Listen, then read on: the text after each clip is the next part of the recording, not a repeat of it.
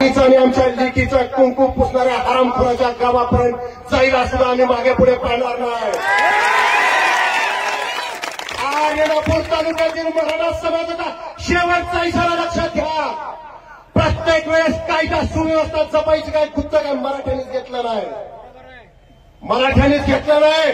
म्हणून आम्ही तुम्हाला आणखीन 3 आंदोलनाची संधी देतोय। तुम्हालाही माहित आहे मुख्य आरोपी कोण आहे, कटाचा सूत्रधार कोण आहे, परंतु तुम्ही त्याला पाठीशी घालण्याचं महापाप फडणवीस साहेब तुम्ही करू नका।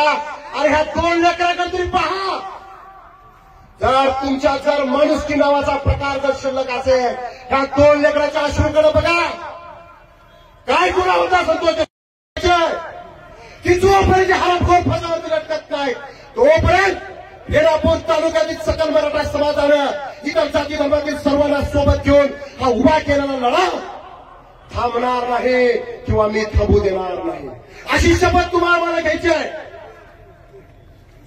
आज या ठिकाणी आम्ही शांततेच्या मार्गाने मोर्चा काढून सरकारला निवेदन देतोय।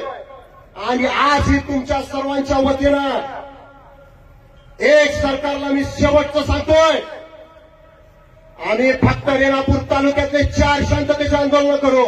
किती? 4। आणि आता तुम्ही सांगा, आतापर्यंत आपण ज्या मागण्या सरकारसोबत ठेवलेल्या आहेत एकही मागणी सरकारनं मान्य केली नाही, केल्या का नाही? मग दुसरं आंदोलन कधी ठेवायचं आहे तुम्ही सर्वांनी आज या ठिकाणी सांगायचं आहे। 4 दिवसांत ठेवा रस्ता आणि मग हा मराठ्यांनी काय म्हणायला पाहिजे होता? दिल्ली तेवढं लांब आहे, दत्ताजी शिंदे आम्ही बघितलं नाही, आम्ही आमचा विजय उत्सव साजरा करू नाही। अरे तुमच्या माझ्या पूर्वजाने शपथ घेतली की अगोदर दत्ताजी शिंदेच्या मारेकऱ्याचा बदला घेऊ आणि मग विजय उत्सव साजरा करू।